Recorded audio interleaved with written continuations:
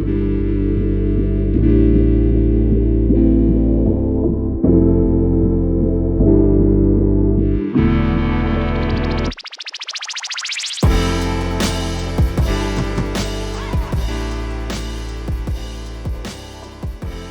welcome to the Focus Hoops interviews. That's right, we're back. Another interview, and what does it say on that screen? It says interviews Josh Bett. He's an international commentator, worked for leagues all over the world, including teams in this here BBL.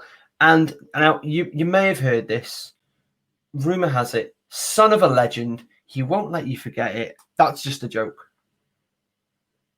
Pablo won't let you forget it.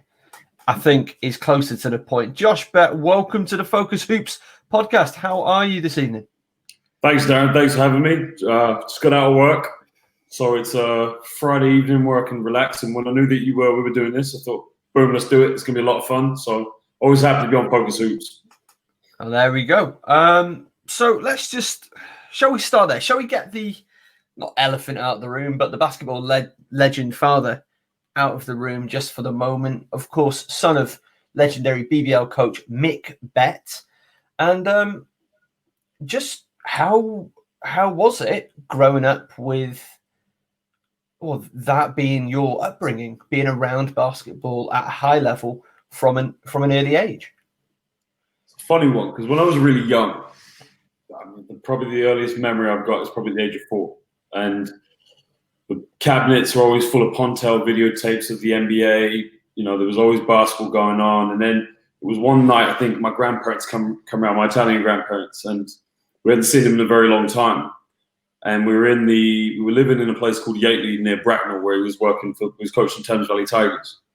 And a bunch of his players came around one night after they won the cup in 1994, the trophy, sorry. So that was my earliest memory of meeting his players, such as Pete Scanterbury, Tony Holly, Steve Bucknell was there that night. So being a young, curious child, I just started following him to his practices. So basketball was very much just what was at home. Mm-hmm. It was all that was there, basically. So I had an older sister. She played as well. I have an older sister, sorry. She was a player. But yeah, just following Dad. And I remember probably the earliest memory of going to games consistently was his last season before he got fired from the Thames Valley Tigers. And after that year, I ended up going to the American School of England known as TASS, where he was also a teacher. And that was great because when you're surrounded by American kids and students, and basketball is the one thing you have so much in common with them, of course. And being at TASS was great because you'd go to school, you would finish at 3:00. And I started there when I was 7, and again, all I would do after school was just play basketball. That's all I ever cared about. So he took a year off from the BBL that year in 97, 98, and he was going to help out, God rest his soul, the great Kevin Cadle as a consultant when the London Towers were at Wembley. So we would he would go probably once a week just to sort of help out, be an extra voice. And then little did he know the following year, when they moved to Crystal Palace, they actually wanted to hire him full-time as an assistant coach. So another 2 years of just following him to Crystal Palace, being around great players such as Steve Bucknell, Malcolm Leake, Danny Lewis, Martin Henlon as well. It was, looking back on it, it's not something I'd say, it was just my education. It was just naturally, that's what life was like. Life was just basketball. I didn't really have any interest in football or cricket or rugby, probably until I got to about the age of 18. So basketball was just something I was born into. Some people have said, like Pablo says, it's in your DNA. I just say it's like you mimic what your parents do, and that's all man used to do. So that's all we used to do. And also another thing, a lot of people don't know this, but when we were at TASS's, we had a couple of families that were in the military base in Beaconsfield, and they had something called Air Force Network, AFN TV. And one of the families was very close to our family. When they left in 1999, they gave their network dish to us. So whenever I'd come to school, I would have American TV at home. So you can imagine what that's like. Back in the 90s, it was impossible, gold dust, to try and get an NBA game on TV. Mm-hmm. Here's me from the age of 9 to 15, going home every day and literally just watching NBA basketball every night. You can ask me from the year I was born in 1990 till now, what NBA finals was between two teams and what the score was, and I can tell you what it was, because that's all I used to watch. So that's interesting. Like, I mean, we are from a similar age, and I was always into American sport. Basketball was a late one for me, a little bit later in my teenage years. I was very much ice hockey and baseball growing up, along with obviously the traditional sports from this country. And yeah, just trying to find like scores on like AOL online or, occasional highlights on like redsox.com and all that stuff. So, I mean, how lucky were you growing up, obviously in that environment, but with access to the NBA just pretty much whenever you wanted it? Yeah, it was spoiled. That's what it was. But, it is what it was. I mean, the fact is I didn't know any other lifestyle. But I got to tell you, and I say this to Pabs, we used to talk in our group a lot as well. The thing I'll cherish most about my basketball life or in my life in general was just being able to be around the British Basketball League in the 90s and the 2000s to when it was at its highest peak. And I haven't really sort of cherished that as much since the last few years, especially since meeting you, meeting Pablo, meeting Adam, because it's something I've never known anybody that close that we can actually talk about what happened back in the old days. And as much as it was great seeing NBA basketball and going to an American school, I think the highlight of my life will know that I was around live watching the BBL when it was at its highest. So, I mean, I think that's a conversation for maybe a different day, because, and I wasn't around so much then. I don't have the history, the depth that you and Pablo do in that regard. Though I do consider myself an enormous advocate for the league in its current state and have been for a good number of years now, I'd like to think. But I do remember like watching the games on the BBC, especially the final in Birmingham. So what would that have been? That would have been trophy final. I imagine they had that in Birmingham from early 2000s at least, maybe before. And yeah, it was always this slightly glitzy, glamoury sort of thing. And obviously with the Below the Rim, gone back and watched a number of old games, but I don't know. There's something I really enjoyed about the way the league has developed in the last couple of years. And I think it's that sustainability. Yeah. The names, the arenas, the teams were all amazing, but was it sustainable? And that's what I want to see the league really just drive towards. I don't want to see boom and bust. And I'm sure you know what I mean. No disrespect to that era, because it was an incredible boom period, but I think what we have now could be a really good, maybe still like a slow burn, like a gentle simmer, food metaphor, but as we go forward into the next couple of years. But that's for a different time, and that's not why we're here. So did you, growing up, you got this, slightly legendary figure as a father in terms of British basketball, surrounded by American kids all the time talking basketball. You got NBA on tap. Was there never a part of you that had that little rebellious streak that was like, do you know what? Cricket, let's go, let's do it, or something like that? No, it was baseball actually. So this is why you put me with the Red Sox jersey. I was never into football as a kid. Never. I mean, I played it at PE, played it at school on the week, because at TAS's, when you were in the lower school, primary schools they call them, lower school in American terms, you would have PE lessons where you'd play sport, and then you would play clubs on the weekend. I wasn't interested in playing football clubs, but what we used to do every Saturday morning, the lower school, from first grade up to grade 5, they'd have 4 hours of sports on the Saturday, where in the first, it's like the American system, you do it by seasons. So we do soccer for the first 8 weeks of the year, where you go on Saturday, they divide you into teams, and you just play games, boys and girls, 2 age groups between different, so grade 1 and grade 2 go together, 3 and 4, and then 5 is by itself. So yeah, but the other sport I loved more than anything, and I've got to give a shout out to my good friend Liam Canny, who was my basketball coach from the age of 13, economics teacher, and best man at my wedding, still working at TAS's. Baseball was something I loved. I don't follow it so much anymore, but I just loved playing it. I loved being in that American culture, because remember, there were five American schools in the London area.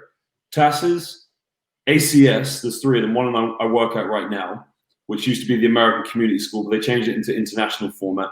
And then the biggest of all was the American School of London.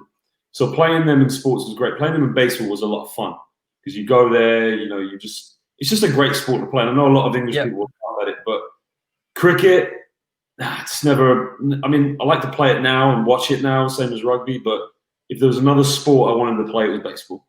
Yeah, I got to say, baseball, one of the most enjoyable sports I've ever played, and I love trying to get a game or two in every summer for Cambridge Royal. No, are they called the Royals these days? I forget. There's so many teams in Cambridge. It's magnificent. A golden era for Cambridge baseball. So that was it for you, baseball, basketball. So let's talk about Josh Bett, the player. Josh Bett, the phenom. Was that ever on the cards for you? Is that something that you aspired to? So let's talk about your playing, because that's not what you're known for, obviously. But let's talk about that.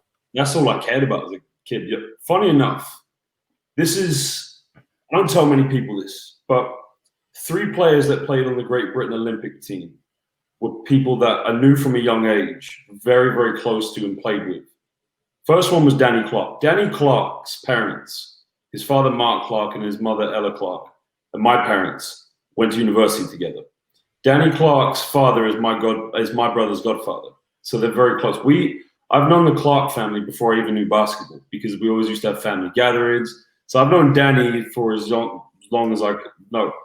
Danny's career, Dan Clark, so people know him as Dan Clark. I was going to say, I was like, who's this Danny Clark guy? Oh, it's Dan Clark, GB captain. I used to call him Danny, but he's now notoriously known as Dan Clark. But he started at Estudiantes, right? And that all started in the summer of 2002. Now, I remember my parents trying to figure out what to do in the summer with me and my sisters. They thought, why don't we just send you away for a summer camp? So in my mind, I'm thinking, oh, God, I want to go to a summer camp. You already sent me to do summer school at Tasses. Like, in my mind, I wanted to go back to Italy, because my mother's family's from Italy. That's where we used to go every summer. That's another place I call home. But they we're going to send you to Spain. You're going to go to a basketball camp. So I thought, oh, what the heck? I don't want to go. But then I found out Dan was coming. So Dan and me arrived at the airport one morning, and there was like a few other British kids that were going to this camp. And it was on that camp that Dan got discovered by Estudiantes. And after day 2, they literally said, we want you in our academy. So from a young age, that's what I was spiked. I was like, well, Dan's going to Estudiantes as an under 14 or under 15, whatever it was. But then that was my next goal. But that was tough. I did actually try out for the Estudiantes, didn't make it, but it was a great experience. The next player I played with was a young Andrew Lawrence. Andrew Lawrence and me were probably 6, 7-year-olds at Thames Valley, bouncing basketballs in the corner, because Ronaldo was a great player. He was playing for my father and my dad's last season as a head coach at Thames Valley. So Andrew and me officially became teammates from under 14 to under 18. The craziest case that I will say, what made Andrew Lawrence, and I've never actually said this to him, but it's something me and my dad definitely agreed, was I wasn't picked for the England team for the 1990 born year in the year 2005. Andrew was, because he was hands down the greatest player at our age group. We won the championship with our club team the year before in Manchester. He was just head and shoulders. You knew he was going to be great. The coach then was a guy called Rick Woolridge, who was my father's England coach when my dad first played for England. So it's all, you can call it destiny or irony, whatever, that he ended up being my England coach and ended up wearing the same number as my dad. But remember, I wasn't on the team. I was on the B squad. So there was one camp in Derby, which we went to. For whatever reason, Rick wasn't sort of, as a coach, seeing the good in Andrew as a player, or the greatness that everyone else could see.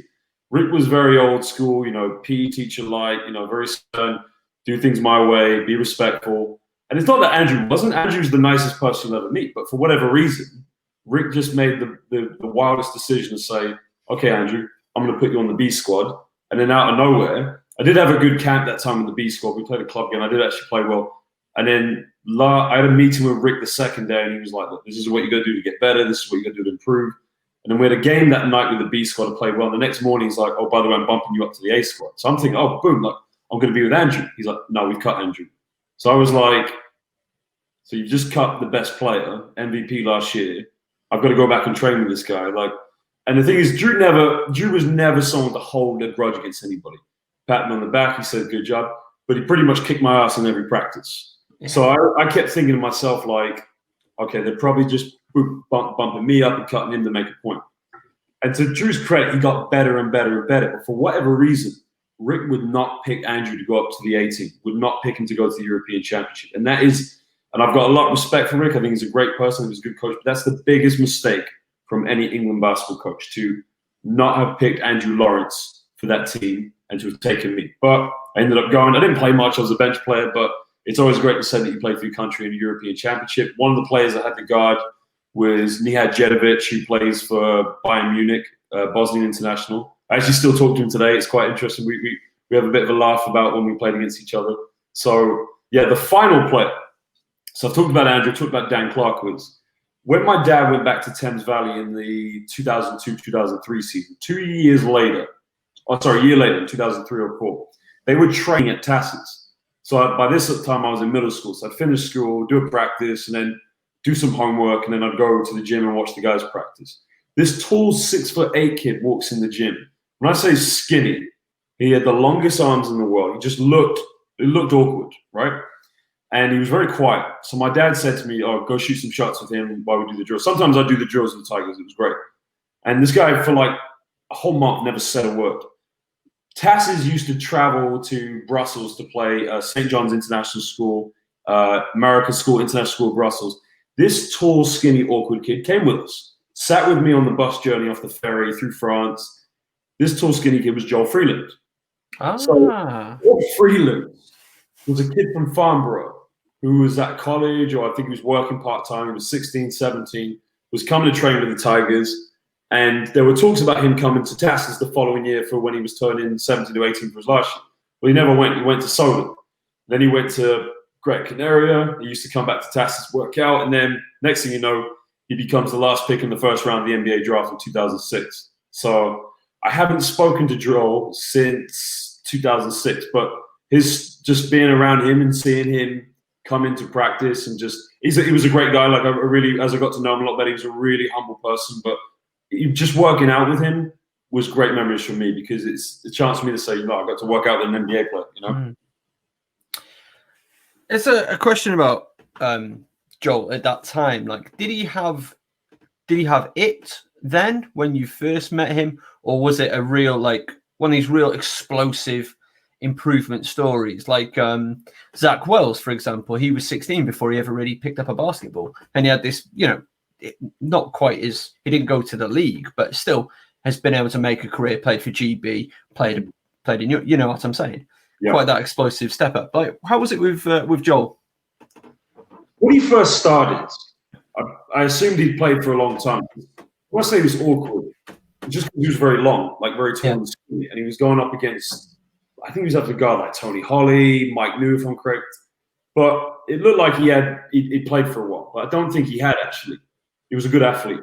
Now, a lot of people debate this. I spoke to a lot of people about this. He went to Solent, played for the great Jimmy Guymon, and a lot of people, Jimmy's a great basketball coach. He was a great basketball player.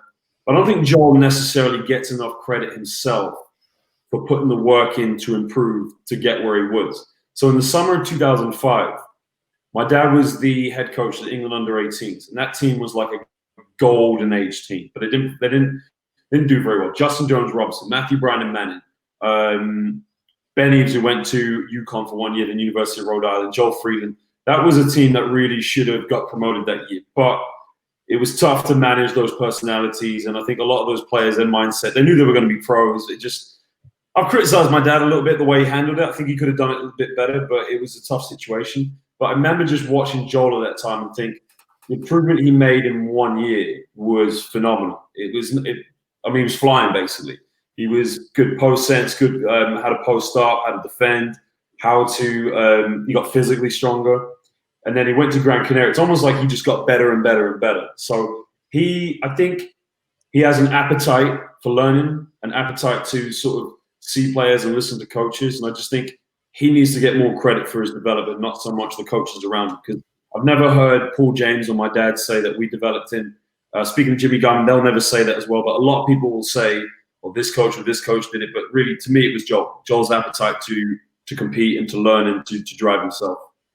I mean, this is a thing that I have, is that players don't get enough credit, just period. They're told to be grateful. They're told that, that they're lucky, and in a lot of ways they are. but my God, they work. Like we both know athletes. I mean, you used to play at a standard. We'll get to that. I certainly didn't, but we know we have an inkling of what they have given up throughout their lives to get where they are, and I think that needs to be praised a little bit more. But let's continue your story. So, England youth player. Where do we go from there? So, coming back from that tournament, I went back to my junior year at Tassans, and it was the 06-07 year. So we had a club team at Tassans, which had Andrew Lawrence, a player they called Jack Stannard, who was the MVP in the 2014 National League year with Leeds Carnegie at that time. He was a great player, and a great shooter called Paul Holland. Now, I wasn't really sure where I was going to go. At that time, I realized that, you know what, I'm probably not going to be a professional player, but, you know, I love the game so much. I'm just going to play and obviously go to university. My mindset was always on university, trying to figure out what to do. Now, I was actually against going to America because I kind of wanted to stay in the UK, do some media studies and some sports studies. But my dad was very persistent on sending me to America. And I ended up going to this Division III college called Mount Aloysius College in Pennsylvania. And to be true, I didn't really want to go, but my parents were, you know, they'd done very well financially in terms of working as administrators in the school, and dad coaching the British Basketball League. So for me, it was mindset of what am I going to study, what degree I'm going to get. You know, I love basketball. And I always thought in my mind that, you know, if I don't make it as a player, there's always the coaching route to go. So I ended up going to this college, and I just started getting severe hip pains in my freshman year at the age of 18. When I say hip pains, it was agonizing. But I struggled to get playing time. I wasn't as quick as before. But one of my teammates was the assistant coach at Cheshire Phoenix, Richard McNutt. And yeah, it was a great experience. But I felt, you know, being in a school in the middle of nowhere, that time it was tough. I don't think I was ready to go to America at that point. And I was planning on coming back to the UK. But I ended up taking a trip to Boston to visit an ex-girlfriend of mine, actually. And she was at Boston College. So I thought at that time, one of my old teammates from Tassans says he was looking at a community college in southern Maine in Portland. So he said, why don't you take a look at it? So I emailed the coach. I took the 2-hour bus ride up to Portland, toured the school. And I fell in love with the city of Portland and the state of Maine. I asked the coach, I said, look, I haven't had a lot of minutes this year at Division III, but, you know, I'd like to come here. And I did a workout with them, and he was happy to take me on. So I ended up going to University of Southern Maine Community College. But by then, the cartilage in my hip had completely torn off. So the acetabulum labrum is the cartilage that holds the hip socket together. I had such severe hip pain in early preseason that I couldn't lift my leg up. So I went for an MRI, and the doctor described it as carpet lesion, where the cartilage was just peeling off. So I went back to the UK, had hip surgery, recovered for the rest of the 2009-10 year, and then went back the following year for my sophomore year. And it was great. I mean, I had some, we went with a small ball lineup. So technically I was the center, but we played 5 out, and it was unbelievable. But yet again, at the end of my sophomore year, hoping that I could either go to a cheaper Division III school or maybe go to an NIA school and pick up some financial aid, my hip was just in agony again. And went to see physiotherapists, and they just said, you're going to always feel these pains because of the way your body's structured, you know, the way that you haven't really taken care of your body over the years of training. So at that point I realized, you know what, just go home, because it was the last year, my freshers year of going to the University of Worcester, that the tuition was going to be £3,000. After that, it was like £9,000. Yeah. And then I went to Worcester, and then again, it's something I've not spoken about publicly, but my time at Worcester, I as much as I said it, I regret going to Worcester, but if I'd never gone to Worcester, I never would have met my wife. And in terms of basketball at Worcester, it put me off basketball for a very long time. And it wasn't because of coaches, it was just the state I was in, you know, being from a basketball family and having such high aspirations to play and not knowing that you couldn't compete because of the pains in my hips. I mean, it was tough. I don't want to say I went through depression, I probably did, but it was tough. But what got me back into basketball was my second year at Worcester. I gave up for like straight 12 months, didn't go near a court. Mentally, it was a rough time for me. And I got a message from one of my old assistant coaches that coached me when I was playing for England, Simon Fisher, said that he was running a Division 4 team near Birmingham called Bromsgrove. And it was very close to where I was. So that got me back into playing. Getting back into playing got me sort of involved into making media and sort of eventually getting into commentary. So that's kind of the ride that it was for playing. And then sort of taking that small hiatus, if you like, because things weren't working out and obviously going through a tough injury. But if it wasn't for Simon, I probably never would have got back into basketball. Word from our sponsors, Notch, the mark of achievement, and we are very glad to have them on board with Focus Hoops this year. They make fantastic bracelets that look super stylish and really help you celebrate your sporting achievement. They've just launched a basketball collection and we're really excited to be on board with them. Let's imagine that you're a player, let's say that you're Courtney Vandersloot. You got 18 assists in a single ball game and you want a notch and a bracelet to commemorate that fact. Well, you can do just that. Customize it to your team colors, put the year that you achieved it, and get it the exact size that you need. There are a number of the colors available. Or maybe you're a coach. Maybe you're the coach of a basketball team. Let's just say that you're the London Tyrannosaurus Rex. Your team wears red.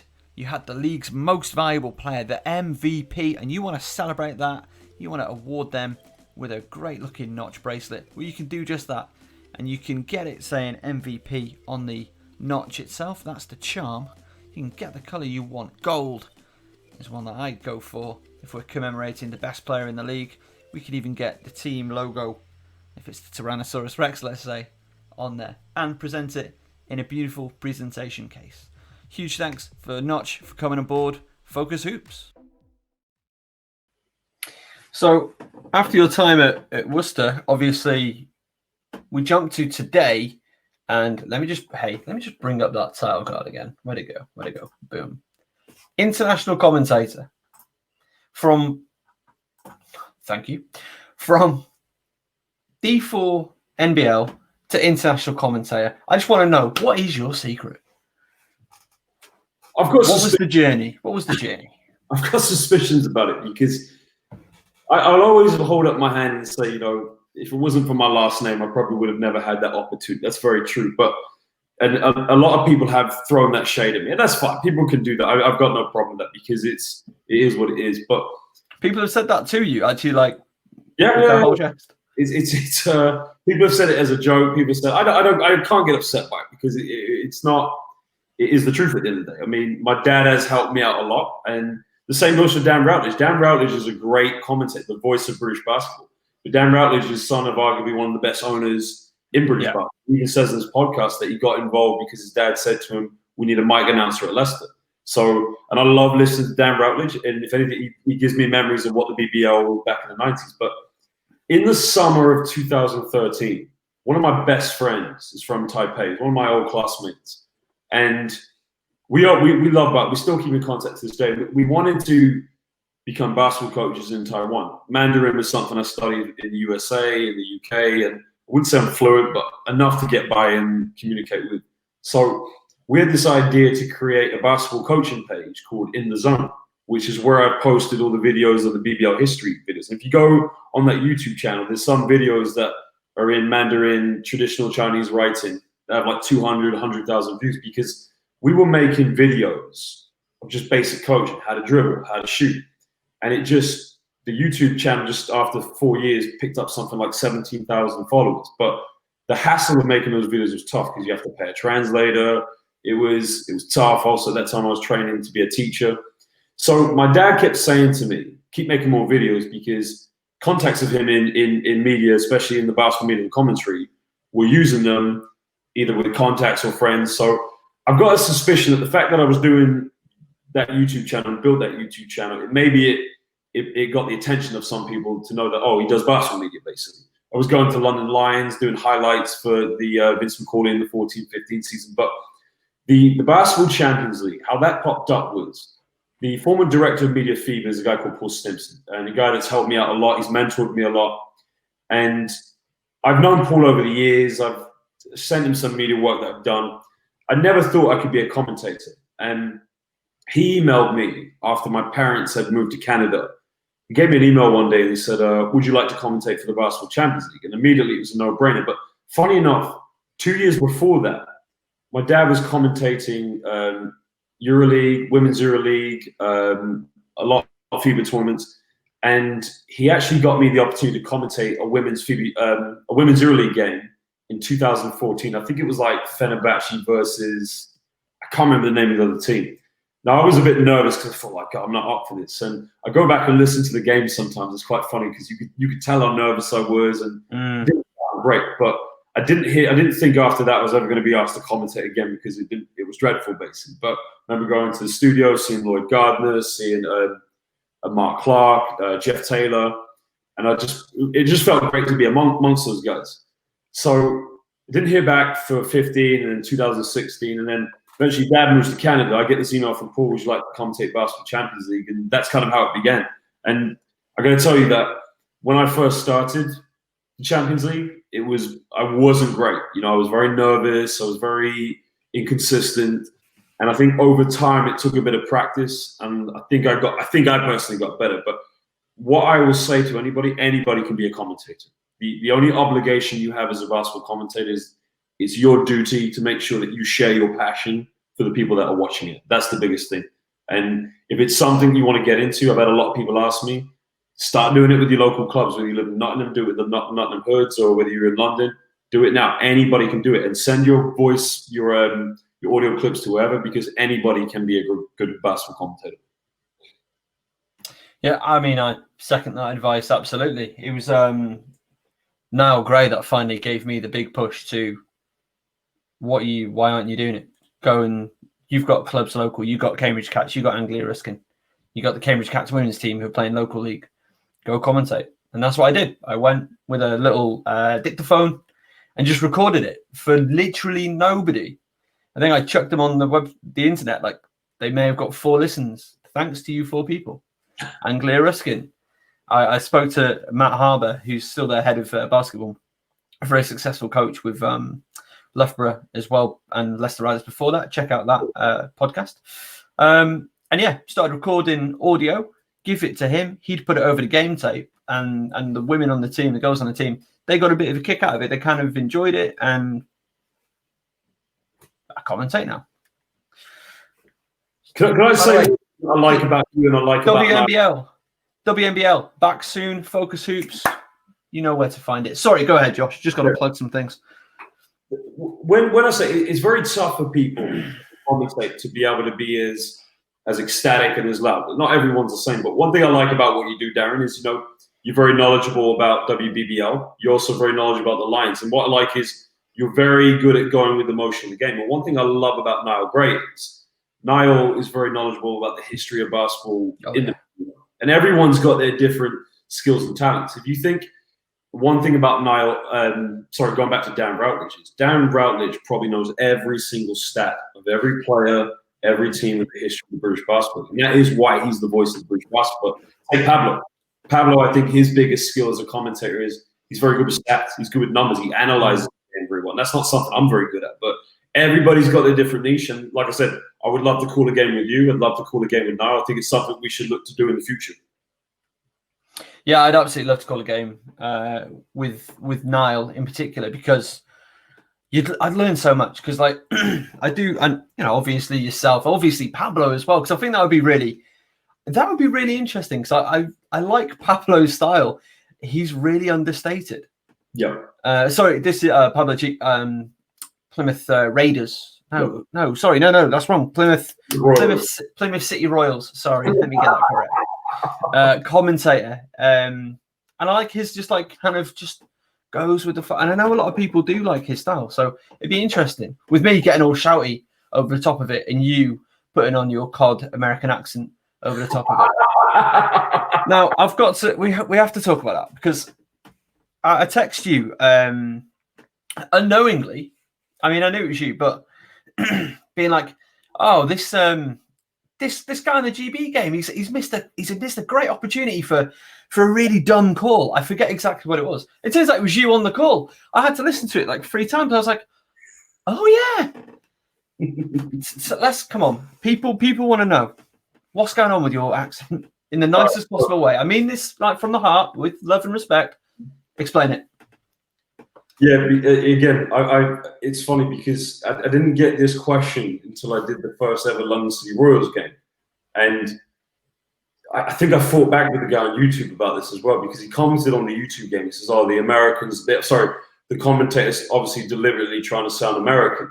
And again, it actually gave, I don't know why I did this, but I can laugh at myself for doing this because I'm right up for doing this.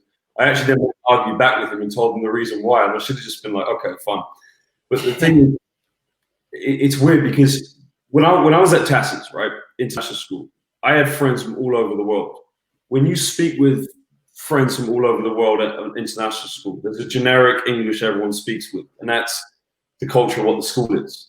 Yet, whenever friends from, like my Filipino friends, right, for example, classmates, whenever I'd speak to them, we would speak in sort of an English that was mixture of American English but with local, and it was normal. But it's your own idiolect. It becomes your little idiolect between you. But then what I noticed was whenever I go speak with my parents, I put on my English accent because I know if I speak with them and what we speak at school, it's going to be bizarre. But I noticed my Filipino friends, with the parents day, when they spoke English with their parents, it would be the Filipino accent. Likewise with my Nigerian friends, the same thing. It would be a local accent as well. And again, for me, whenever I'm talking basketball, and as much as people like to say, oh, you put on the American accent, it's just because it's how a lot of people, it's how my dad would sound as well. When he speaks to you in a normal conversation, he's as English as they come. When he coached basketball, you can hear a bit of an American twang. And there's a video, funny enough, when I was at the FIBA World Cup and there was the Philippine national team, I made friends with an ESPN Philippine reporter called Chuck Arenado. He's a good friend of mine. And we spoke about Tim Lewis, because Tim Lewis was a consultant for the Philippine national team. Tim Lewis, I didn't realize how American he sounds when he spoke. So he mentioned a guy called Josh in the Philippines. Josh Reyes, the son of the former head coach of the national team. And instead of saying Josh, he normally would say, in his interview with my friend Chuck, he says, Josh. I thought, oh, wow. And that's because he's probably been around so many American coaches. It changes over time. But it's weird because I do put on a voice, but in my mind, it doesn't sound American. It just sounds like what I was used to growing up listening to my old man, listening to coaches. And I think I can understand now, listening to some games I've done, why people would think it's an American accent, but I can promise to people it's not. I'm not trying to put, I mean, you know me, I do accents all the time. If I was to really, that's nothing what it would sound like, you know? No, it doesn't sound nearly Texas enough. Yeah, no, I get so me and my wife were both from North Wales, greatest country on earth, and she gives me dog's abuse, right? Because she'll listen to a game that I'm calling or a conversation I'm having about basketball, and you'll hear how I said basketball. I don't say basketball, which is how I should say it because of where I'm from. But I've really learned the game of basketball down here, down in Cambridge, down in London, talking to people from Leighton. Do you know what I mean? Yeah. So when I call basketball, it's basketball. Yeah. And it's glass, and it's I don't know. There's no grass, so there's none of that. But you know what I mean. It all gets a little bit more southern. Again, that's just too much time speaking to the legendary Ishmael Fontaine. Oh, great guy, and great player too. Oh, hell of a player. I still want to see him go against Austin Rettig. Who's the bounce here? Because Ishmael reckons it's him. I mean, I don't know. I've seen them both throw them down in the flesh. I'm still not too sure. That's a tough one, but I've got at the end of the day, Ishmael played for Mike New. Mike New's like an uncle to me, and we have a mutual friend who's a 6'10", Jamie Stapleton, who's a old housemate and good friend. So Ishmael and me, we've known each other for years. I'd say since 2013. I got to go with Ish. I can't go against him. So if I didn't pick Ish, I know I'd get in trouble. But he's a good guy, good player. I think Ishmael's BBL standard. So, and that's no disrespect to Worthing Thunder. I'd still think Ishmael's got a few BBL years left in him. Yeah, there's nothing. I mean, look, let's be honest. So does most of that Worthing team. That is a BBL team. Yeah. I think Worthing could be BBL team. Solent could be BBL team. Reading. Ooh, Reading are looking spicy this year. Well, Chuck is big. Yeah, Chuck is a huge signing for them. So Chuck's big. Who else have they signed? They've signed a couple of other really tasty players. Plus, adding to their cup final appearance making team last year, who I think they've kept quite a few of those players. So Reading are looking to make a run. I've not done my full National League prep, so I'm a little bit. But they're looking spicy. So where does it go from here then? Oh, God knows. TN Turner Broadcasting. Are we gonna try and get on the panel on TNT? I was saying, I was speaking with Liam Canning the other day, and as much as the epic dream for now. I mean, everybody would love to go on First Take. Everyone would love to go on TNT. And oh my God, could you imagine you on First Take? Oh, me and Skip would no. Stephen A. Smith and me would probably get. I know. I think I'd butt heads with everybody. Probably. You know what I'm like, Daz. I say. The problem is, I say things a bit in my mind. It's like I think they're right all the time, but then when I think about it, like an hour later, I'll obviously think and be like, yeah, probably 99% of what I said was just biased opinion, of course. But I mean, it's like, what do you say? What I love about Below the Rim is the fact that, and we were talking about this the other night, is that the fact that because we're all so close, we've all been in contact during the lockdown, is that no matter how much different opinions we have, afterwards we can laugh about it. And I think, Ads was making this point as well, I'd be very curious to know what it's like off camera when you've got Shannon and you've got Skip, or you've got Max and you've got Stephen A. Smith. But I'm pretty sure, like, for example, when LeVar Ball was on First Take in 2017, and he is deliberately just saying outrageous things. Oh, he's outrageous. He's awesome. He's a genius. He's so good. I will defend that man a lot unless I am shown incontrovertible evidence that I am wrong. Interviewed him a couple of times. I really liked him. I thought he was great. And yeah, he just comes out with some outrageous business. But that's why he's in it. But do you know where his head is and his heart is? It's in the right spot, I think. He just wants his boys to succeed. And if him and his boys can make a little bit more money on the way. He said, when he made the comment in that interview, he said Stephen A. Smith's getting all worked up and said, you're talking that you can beat the GOAT one-on-one. And LeVar's comeback was, in my heyday, he would need help. 5-on-5, he good. 1-on-1, I'm undefeated, never lost. And the fact is, he is saying that. You can guess all day long whether he really means that. It doesn't matter whether he means it. It's just the fact that the people around him get so wound up. And that is just why I love LeVar Ball. I would love LeVar Ball weekly talking about the British Basketball League. Could you imagine? Huh? Could you imagine? Oh, I'd love it. I'd pay money for it. I literally could sit and listen to LeVar Ball speak all day long because I wouldn't be able to keep a straight face. I'd just start laughing. He is brilliant. He is just an absolute fantastic figure. Well, I mean, I'll be sending this podcast to the BBL. So, I mean, they've got their new podcast. Maybe they need another show. Maybe they need a YouTube special with LeVar Ball just streaming in. Just 5 minutes. 5 minutes of LeVar Ball. I mean, that is going to send ratings through the ceiling. Yeah, without a doubt. I was thinking about this. I've thought about this a lot, actually. How easy must it be? And I mean this with a lot of respect for what they do, because NBA commentators, they are the best of the best. NBA is not my favorite league in the world. I've gone over that a billion times, but the commentators really are so good. Yeah, 82 games a season, plus preseason, plus postseason. That is a lot. That is so much. Like for Risk and I do 11 women's home games plus however many men's games, plus done the Lions and all this, right? It's not even comparable. On the other hand, how easy must it be to commentate LeBron James? Oof.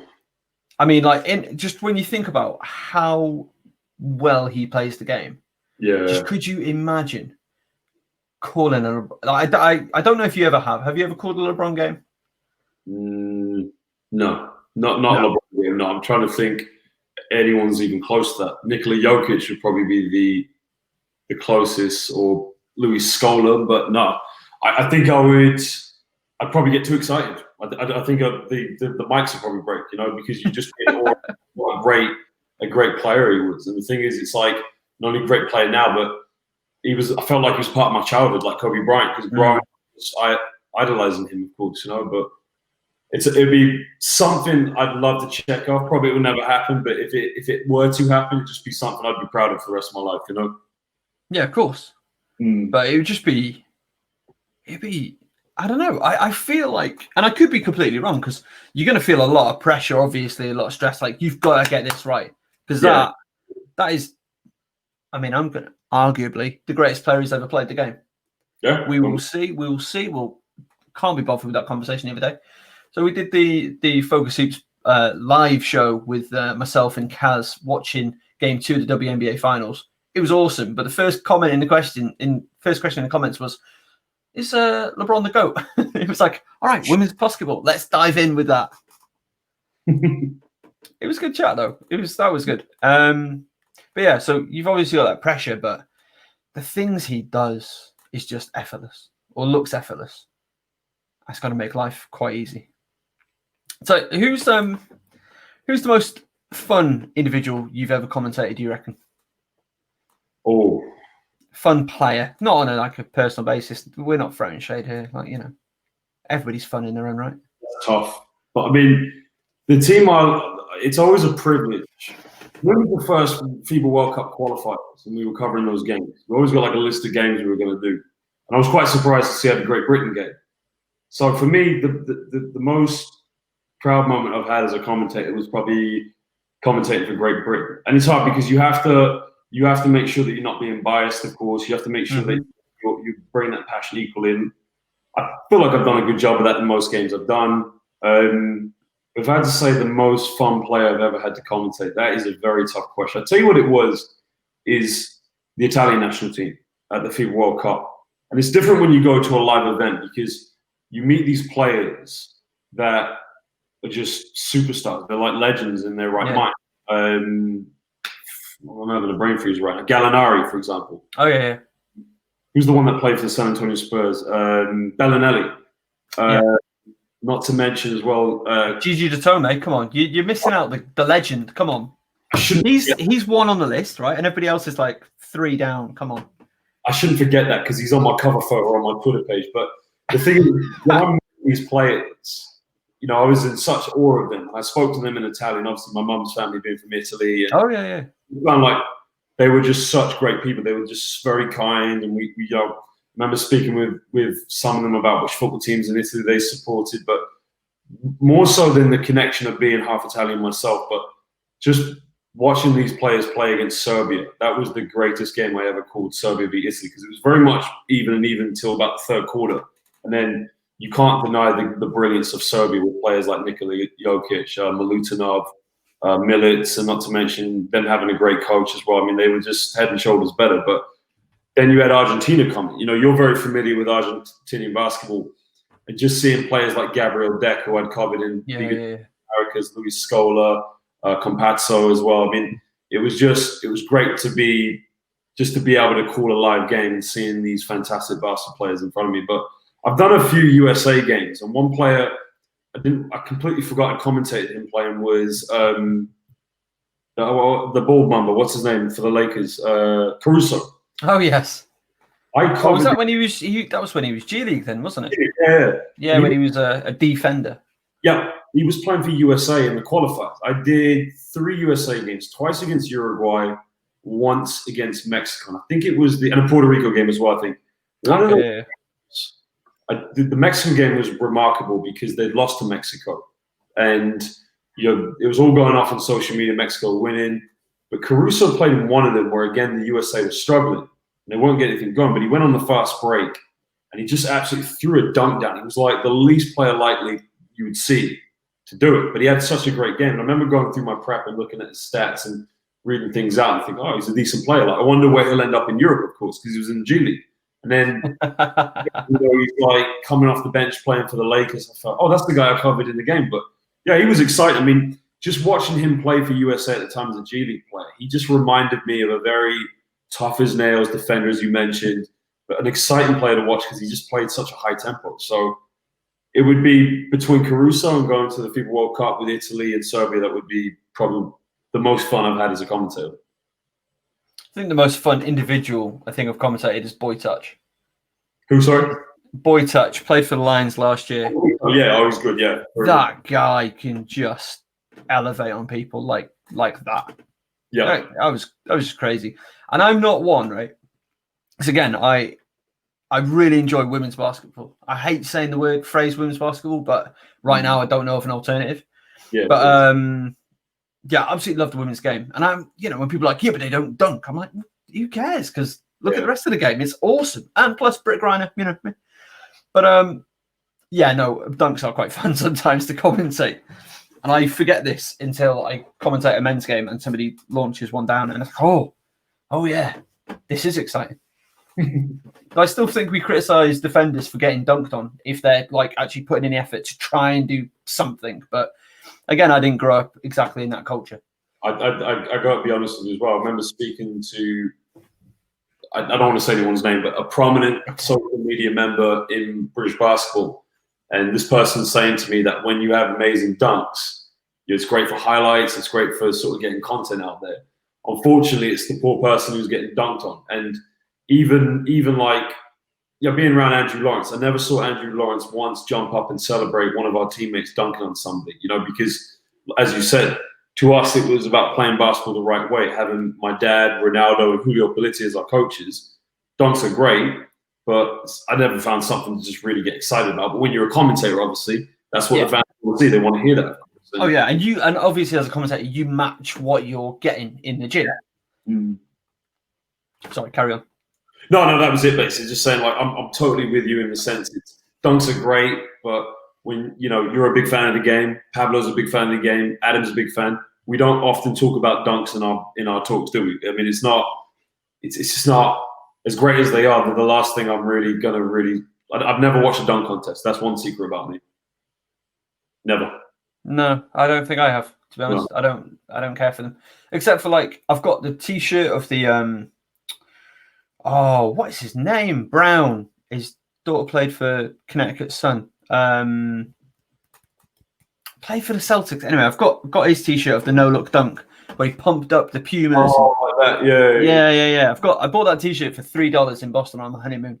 Greatest city on earth. Brown. What the hell is his first name? Because he wore number 7. So Jaylen Brown just nicked his jersey. Anyway, I had never seen that dunk before until I bought this T-shirt, and people are like, Brown. I'm like, yes, Brown. That's a hell of a dunk. Yeah, no, he was robbed. Jordan absolutely robbed him because of name value. Okay, cool.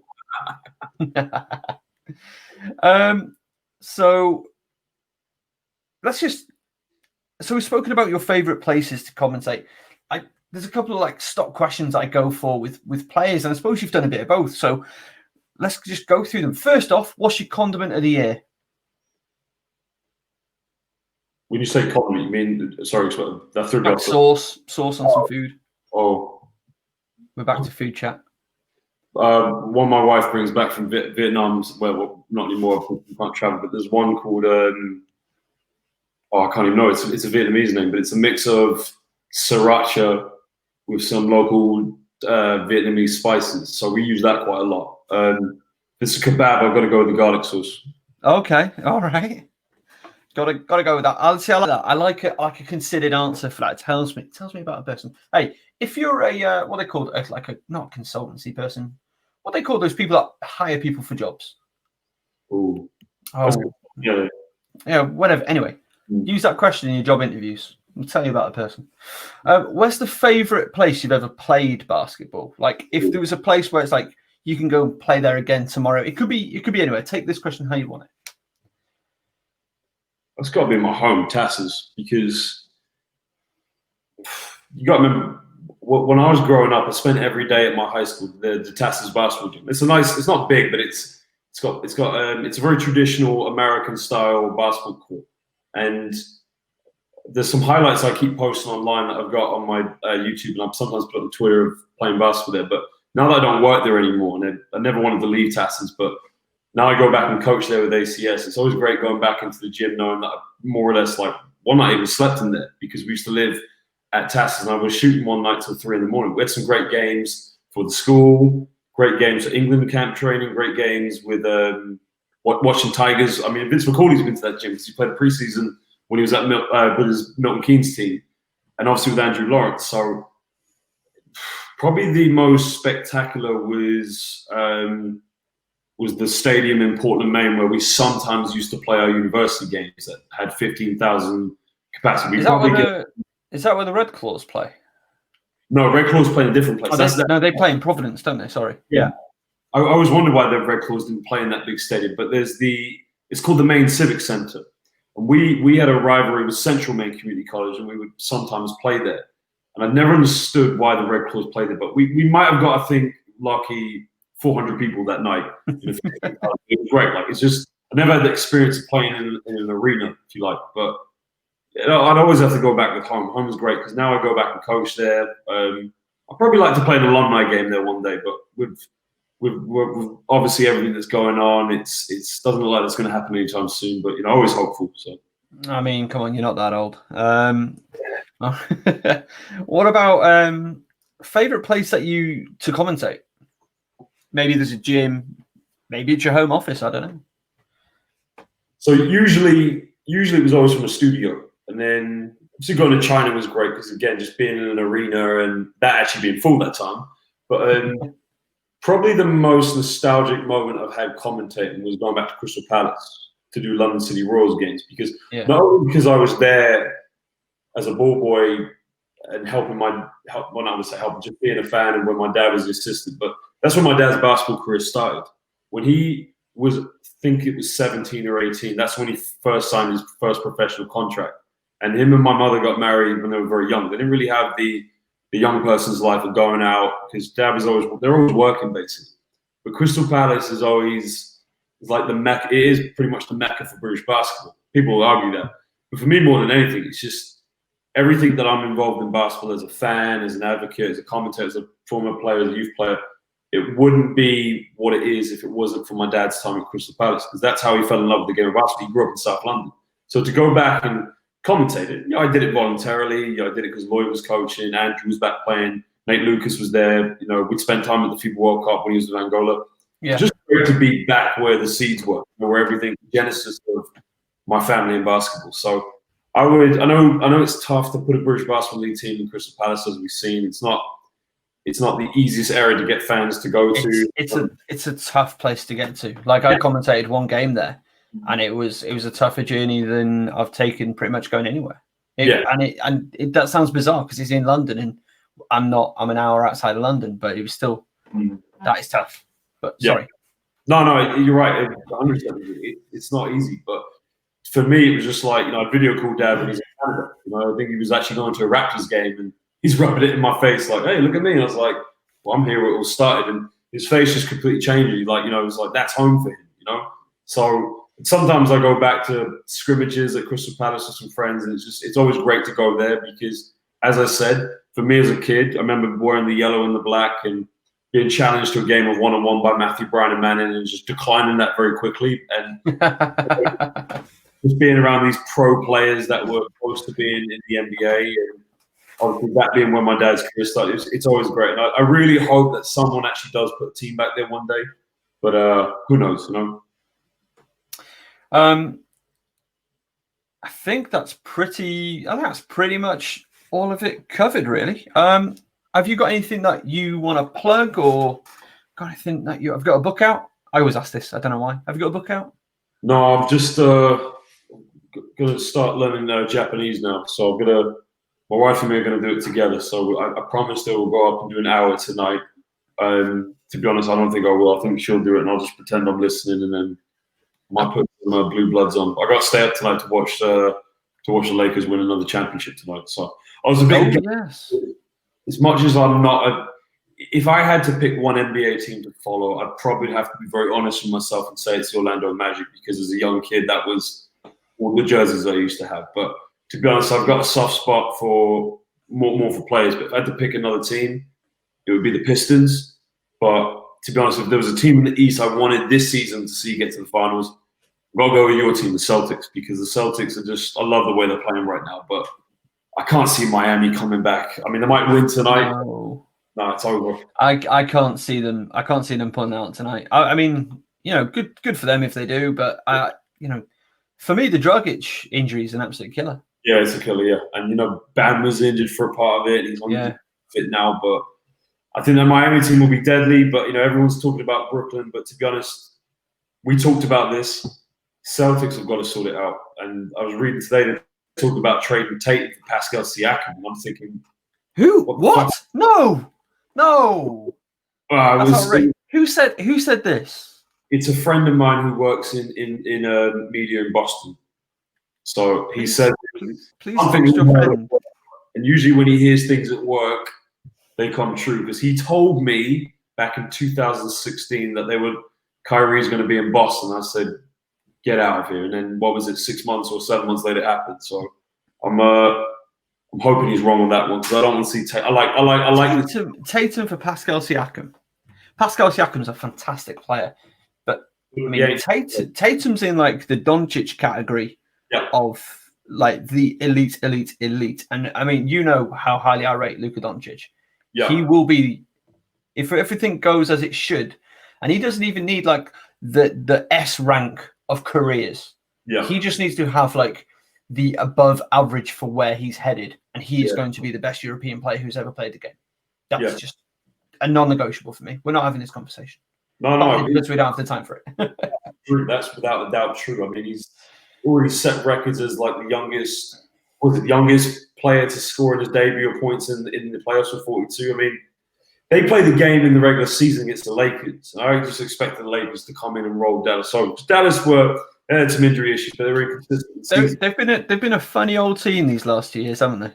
Up and down, yeah. But that one game where the Doncic just ripped the Lakers apart. I actually just said what you said, like he's going to be an MVP one day. But then the next time, it wasn't his game, obviously. But yeah, I mean, he will. He's going to be the greatest European player of all time. That's how it will be. So absolutely, for me, like you just look at what he did in Europe. Just look at what he did, and people throw shade at Europe.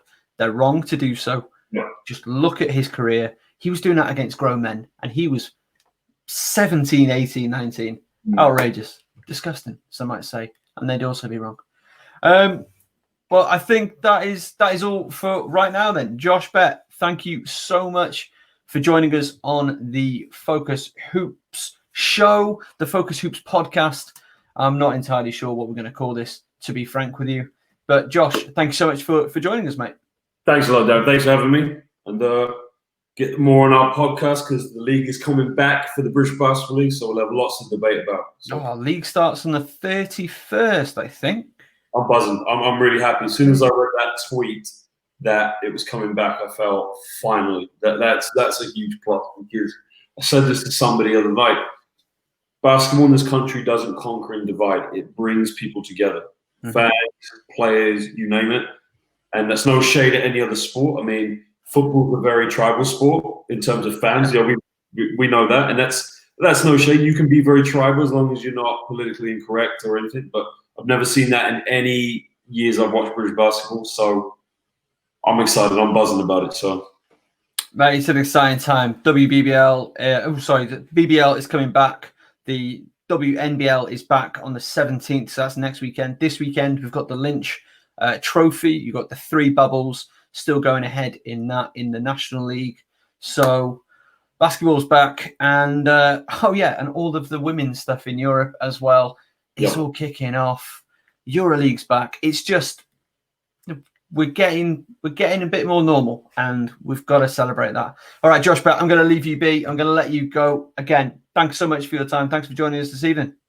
Thanks, Darren. All the best, man. I'm going to get some dinner, mate. Okay, fair enough. Thank you. And of course, thank you for listening. Thank you for watching the Focus Hoops show with Josh Bett. And don't forget to check out our partners, Notch, link in the description for their brand new basketball collection. And we will speak to you